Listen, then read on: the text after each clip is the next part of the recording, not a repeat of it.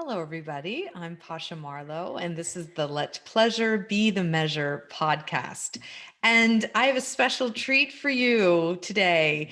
I have a guest named Pantea Kalhor.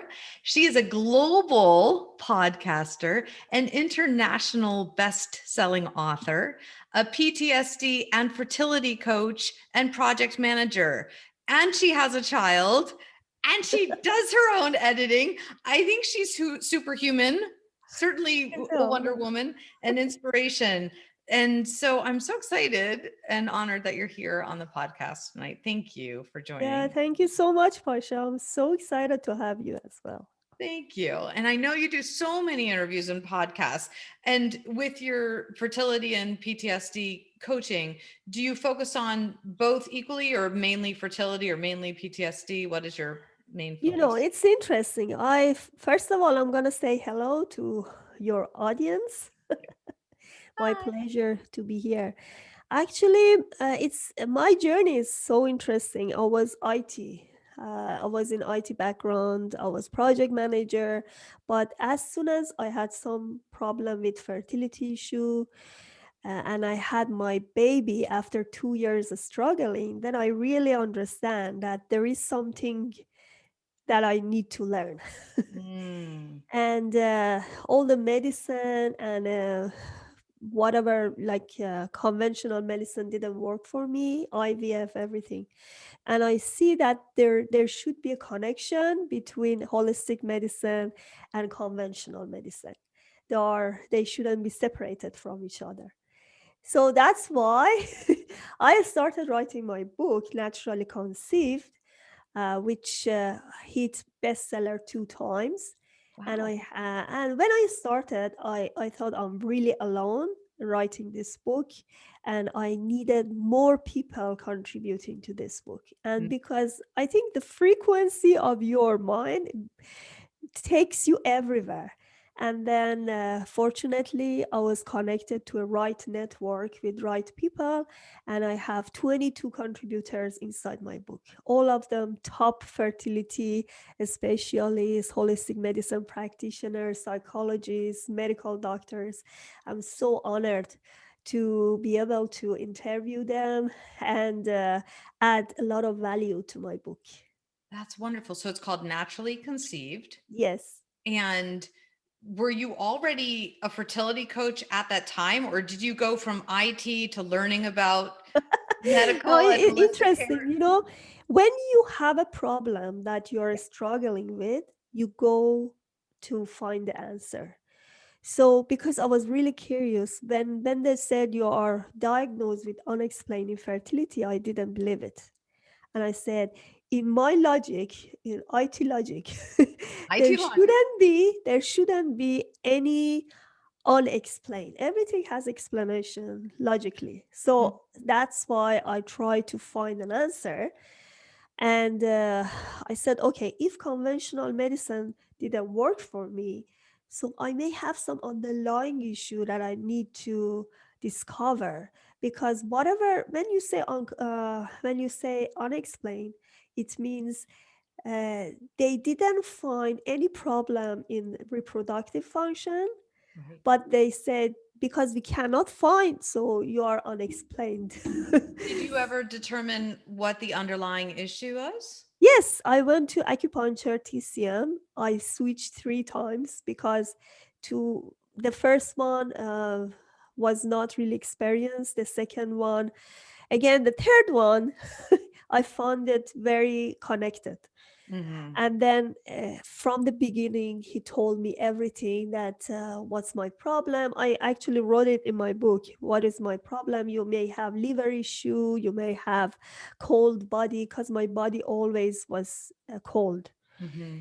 And then with a little bit changing diet and acupuncture and shifting mindset, I could have my baby after 2 months. Wonderful.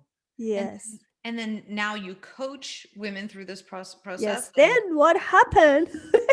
As after interviewing these great people, I learned so many things more than my university degrees. I Mhm. have master in IT, but again, uh, being in health field was totally different world for me. So I started learning about fertility coaching, and I actually enrolled to a course which was part of functional medicine, integrative medicine, and fertility. So I really loved that course. And then I started talking because even before having my course, everybody asked me, "How did you have your baby after 40-year old?" Right. And then I had to explain them, "Oh, I did this," and I said, "Okay." And my husband said, "Are you doing the consultation? What are you doing?" And I said, "Oh, okay, it's better I have more education about what I'm doing, Yeah. and then it's much easier to help others, because even if I didn't go for clients, people came to me and asked me, and Mhm. then I had clients after Mhm. one after each another, and then I said, okay, it's better I be more educated. Yeah. Isn't it interesting? And I can appreciate this, the fierceness of a mother trying to learn how to, make a baby or raise a baby, take care of a child. Because as soon as my son got sick, I figured I needed to be an expert in his illness and or how to parent a chronic child. And now I help coach other women to do the same. So we end up learning what we need. We end up teaching what we needed to learn. And I can appreciate this part of you that just went all in and you became an expert in it. And beyond your degrees, you have this wealth of knowledge that now you share. And so you took Yes. a hardship and a heartache, and now Yes. you're serving people with that experience. Right. That's Even beautiful. with my PTSD, the same thing happened. Yes. And the interesting point is, I found a connection between PTSD and fertility issues, Mm, because when I talk to my clients, I see uh, one part of their life, they have some issues, some traumas, and there are lots of unprocessed traumas that they're still dealing with. mhm. And when you go to conventional medicine, usually they don't address these Right. traumas. They said, you have a stress, that's it. But the meaning of a stress is very vast. It's not only one part. You just say, okay, a stress. What does that mean that you have a stress? A stress to me is whatever we force our body, that's a Mhm. stress.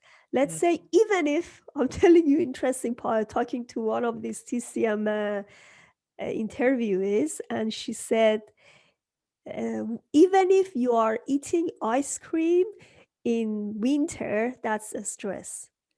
Because it's cold and you should be. Exactly. Whatever you are Mm. forcing your body to do out of the nature is a stress. Hmm. So staying in alignment with your natural cycles and staying in alignment with nature. It sounds like a bit like the Ayurvedic work that I studied a little bit. So if you tend towards cold, you might want to bring in hotter or spicier cooked food Exactly. versus raw foods. But it depends on your own body. Yeah, everyone's different in that sense. But tuning The into the. interesting part in my clients, I had clients 45-year-old, 47-year-old, and they all had their own kids right now. And I'm so happy for them. And the Mm, similarity between them was that 90% of them had cold body. interesting. So, and I found out that's the problem with the fertility issue, because your body needs energy. Mm, And when your body is cold, it means some pieces of your body is losing energy. So you have to find where you are wasting your energy. So that's why in the beginning I talk to my client, and then I have a very long assessment, and through that assessment, I asked a lot of questions. And then I realized where they are wasting their energy and what is their underlying issues. And then if they need some acupuncture or something, is I refer it to them. Or if they need something, or emotionally they need some help, I also help them. yes. And you mentioned that there is a correlation between trauma and fertility as the body's responding Exactly. to the stress. And it's on a cellular level that we hold this trauma, right? So how do you encourage people to release their trauma, to start to let Yeah. go of it, detox from it? Again, first of all, I recommend everybody who is struggling with fertility issues go and check my YouTube videos. And I have a playlist there just for fertility. So my YouTube channel is Pantea Kalhor Transition Channel, and I have a fertility empowerment show inside one of those playlists Okay. because I have other shows as well. And one of these shows, again, one of these traditional Chinese medicine, I talked to her. She's actually, she has a PhD in Oriental medicine. And she said there is a connection between heart and womb. Hmm. Hmm. And when your heart is broken, this connection is broken. Yeah. That's why when you have trauma, you may have a lot of problem with fertility. Hmm. That makes complete sense, right? Yes, I mean, I think this goes true for so much. Which, if you have trauma, you might have difficulty speaking your voice, and you might actually have throat issues. Or if you have trauma, you exactly. have pelvic floor issues and or pains. And so, yes, it's so fascinating how the body listens Yeah, to one trauma. of the problem is that every pieces of your body is related to each other. So Hmm. when you have fertility issue, you go to fertility specialist and they only say, okay, you have these symptoms of PCOS or blah blah blah blah, but they don't know or they don't address other issues in your body. You may have liver issues, or not only liver issues. You may have other problem like asthma, inflammation, because I also had asthma. And then I realized by removing dairy product, I could actually improve my health, and I could Hmm. remove those problems and blockers in my body. Hmm. And so you did it through nutrition and acupuncture. How else do you recommend people release their trauma from their It's body? not it's not enough, I guess. Because I was in a very right mindset when I went to acupuncture. So your body, like a spirit, body, and mind, is totally connected to each other. People go to IVF because they think that it's going to make a miracle for them, but it's not. Because if your body still have some underlying issues, even going to IVF doesn't help you. So I'm not saying IVF is a bad or a good treatment. For some people, it's great. But even if even if they have some underlying issues, if they go to the IVF, they only can increase the quantity of eggs, like how Hmm. many eggs you can produce, but there is no quality, Hmm. you Hmm. know? Yeah, I do trauma informed work as well. And I find that through creativity is the way that I encourage people to Exactly. release trauma.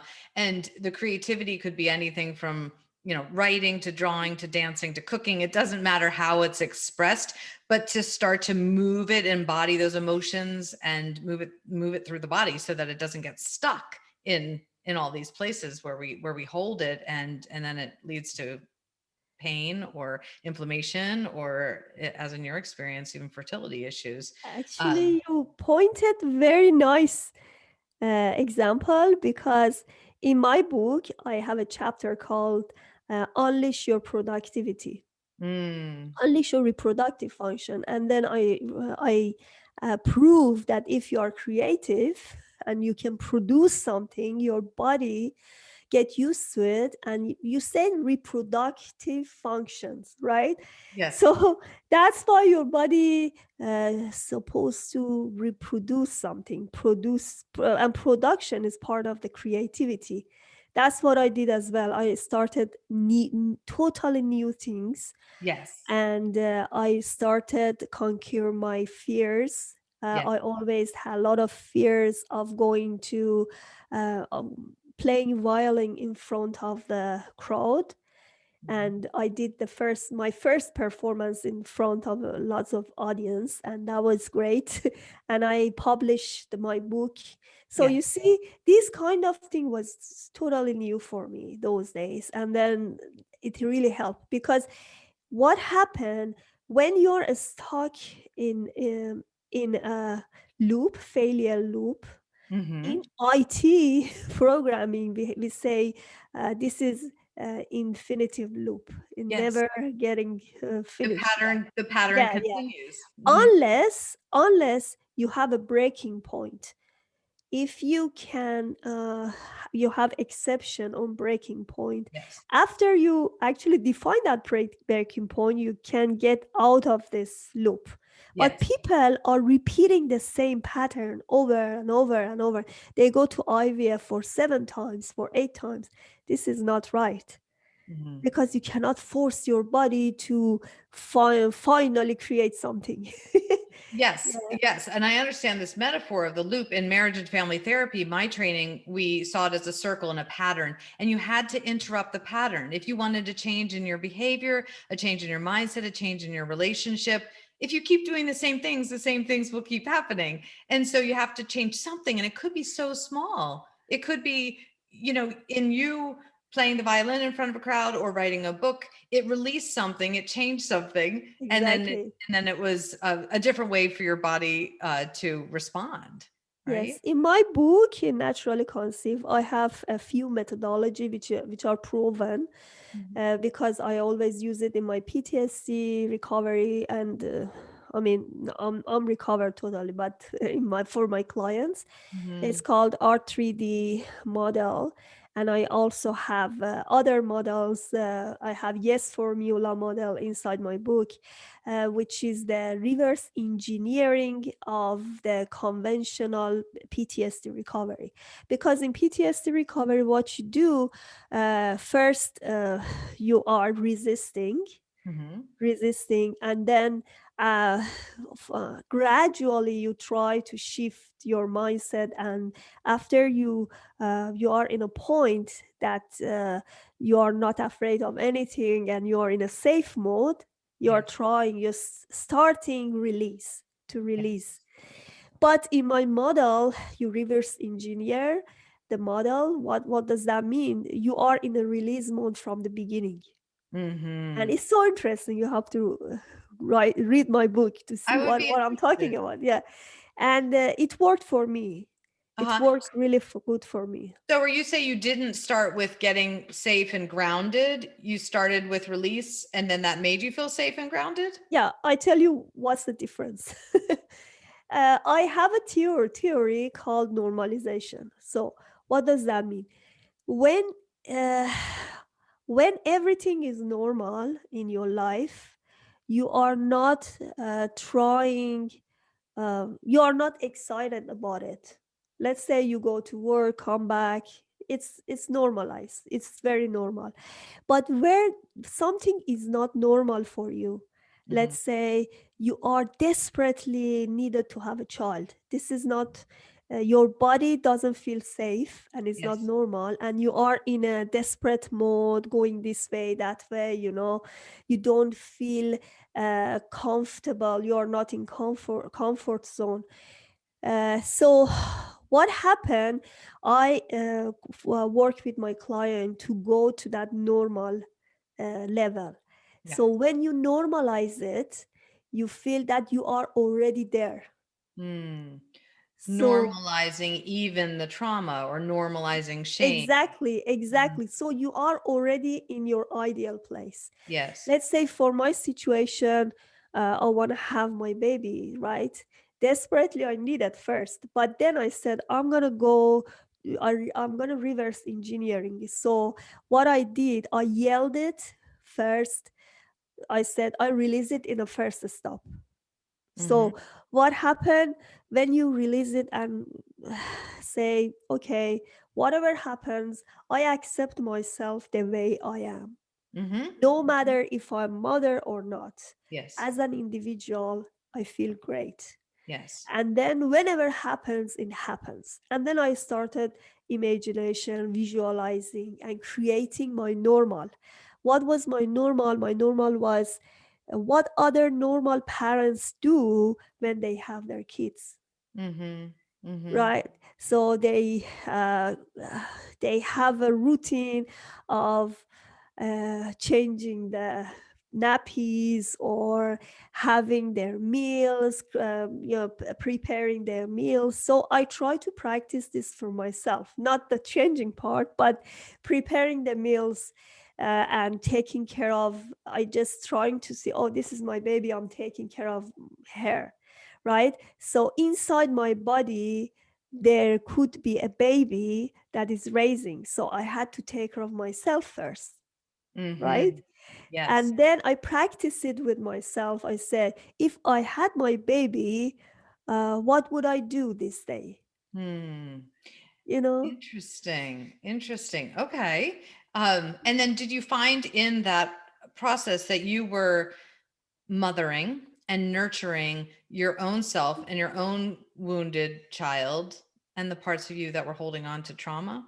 Exactly. Because when uh, when you don't take care of yourself, how can you take care of something that you're going to create, Mm-hmm. right? Mm-hmm. And then I have other visualization method that, like, I always feel that there is her head here on my shoulder and Mm-hmm. she is actually sleeping here. I could feel it, and I Mm-hmm. knew this dream comes true one day. Mm-hmm. But with all this, I was very relaxed. Like in the beginning, I was not. I was in a resisting mode, right? But I started to realize that I need to change it. I need to change to reverse engineer the Mm-hmm. conventional PTSD recovery, and I have to be in release mode in order to be happy and create something new. And then Mm-hmm. I started creating new things, and then my body start thinking that it should be creative, it should create something from within. And you don't mean just create music or create a book. You meant create a baby. Like this, you created.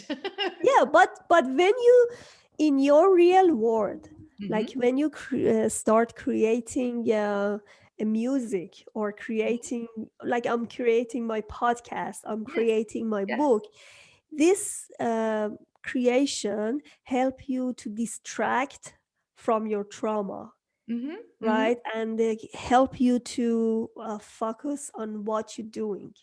Yes. And that energy, that this energy of uh, like you create a lot of energy by focusing on something. When you Yeah. create, so And you create energy. I find that all of my work, the Healing with Humor work and my pleasure podcast, that it not only distracts me from some of my trauma, but it allows me to move through it. Because the more I talk about it, the more I release shame around it, or the more I forgive myself, or the more I surrender, the lighter it is. And it becomes, it's part of my story, but it's not something heavy that I'm holding on to in my body anymore. So it doesn't feel like trauma anymore. It just feels like me and part of my service to myself and others to share it. Beautiful.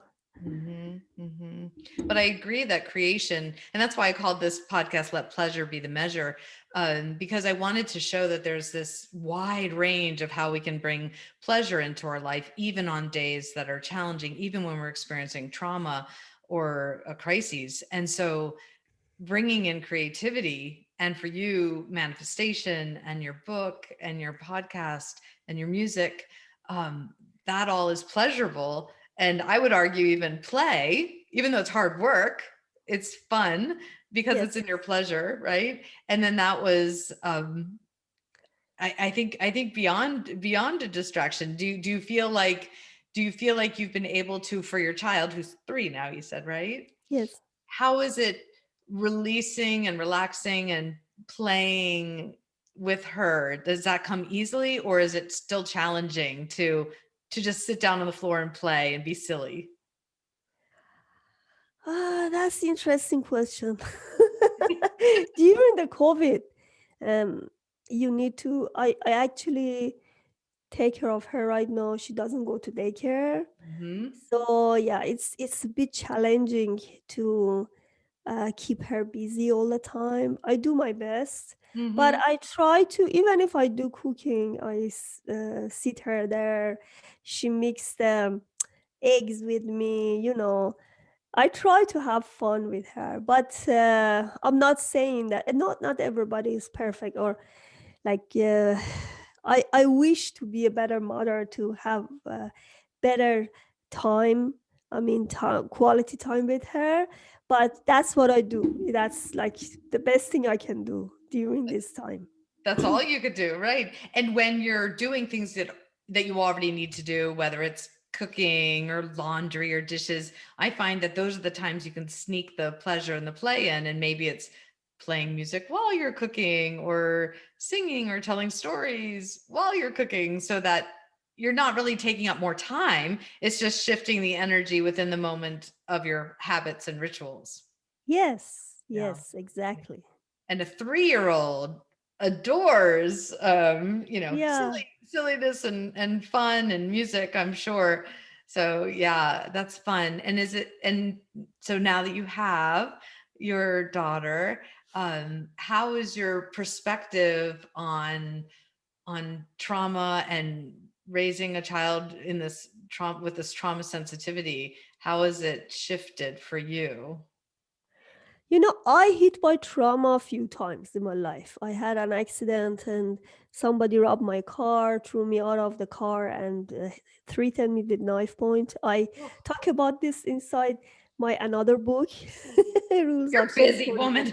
Women. Books and books, rules of change. Okay. This is my first book actually, but I in this book I talk about my own trauma, what happened, and then I did lots of new things just to recover from that PTSD. And I never, by the time I didn't feel safe, it didn't happen to me. Like I started recovery when I felt safe and Yeah. happy. Yes. So because I had the experience of this trauma, I see in every occasion, even if you are struggling with fertility issues, job loss, or anything else, there is one side of it is good. Mm-hmm. One side of it is great because you are discovering yourself, Mm. right? With any other traumas I had, uh, many other doors open to me. Like let's say for my first one, I immigrated to Australia, and then I went to Canada, and now I'm living here. With my fertility, I totally quit my IT job and I started health background. And even during this COVID, I'm so lucky to connect with other people, to see in this virtual world. I actually created another world for myself, which doesn't allow me to be disappointed or unhappy. There are a lot of things, everything I every day I do, and I'm really inspired to do them because it's very creative. I create a lot of posters for my podcast shows, and create a lot of stuff. So that's why it help every time that I want to give up. I said, no, I need to create something new. Let's just create another trailer or another podcast. That's make me so happy. So that's why even if you are struggling with fertility issue, it shows that you have some other underlying issue. So it's better you go and check what else you have in your body which shouldn't be there. Mm-hmm. So whatever you have in your body, I don't know if you believe in God or energy, whatever. They it want to show you that there is another beautiful world that you need to discover. So Mm. that's why you are in that trauma, because you need to decide and you need to create your new world. Yes. In my work, I call that reclaiming our worth, reclaiming our desire, so that no matter what's happening, no matter what the circumstances around us are, we can still have something that brings us us alone, joy and pleasure. And if it's making graphic art and podcast trailers, then fantastic. But having something that's special to us, I think, Yes, is really, learning new things yes, always makes me happy and makes me going. Because yes. if you are in a situation that you feel tired, try to, if you like journaling, do journaling, write a book, or I don't know, do something amazing.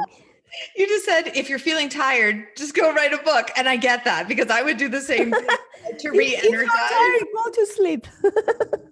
You need some, you need to take a rest. You don't need to Yes. force yourself to do everything on your own, or, Yes. be busy all the time. Yes, so important to have help, and I've created my own little virtual world of helpers that surround me, and they all live on my screen. Y'all are out there on my screen, and it's this beautiful community that I'm actually nervous about when this pandemic passes and we're all out in the world and nobody wants to Zoom anymore. I'm going to miss my virtual world because it's so much kinder sometimes than the outside world, and I've curated these communities of beautiful healers and light workers and empowered women. So when I walk outside, I'm not surrounded by them. No, So when you go, I think after COVID, many things gonna be changed. yes, yes. Yes. Yeah, yeah. There's been some blessings in it for sure. And yes, one of the many blessings is being able to talk to women like you from Thank around the you. world, Me all the way too. up there in Canada. Yeah. And I don't think I had such a global view or international reach in my personal or professional work. So that's a huge gift of this strange pandemic we're in. So yeah, yeah. You inspire me with your productivity and your reproductivity, all of it Yes. in one. Uh, And yeah, I'm gonna add something if, yes, yeah. please. Like my website is panteakalhor.com. Hmm. So they can order my book there. In Amazon, they can also order my book. Okay.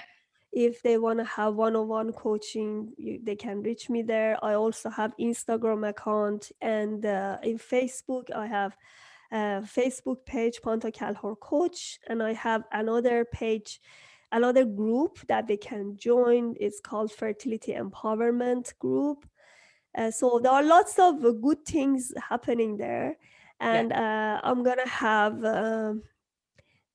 If they go to my websites, they see that I'm gonna add some course there.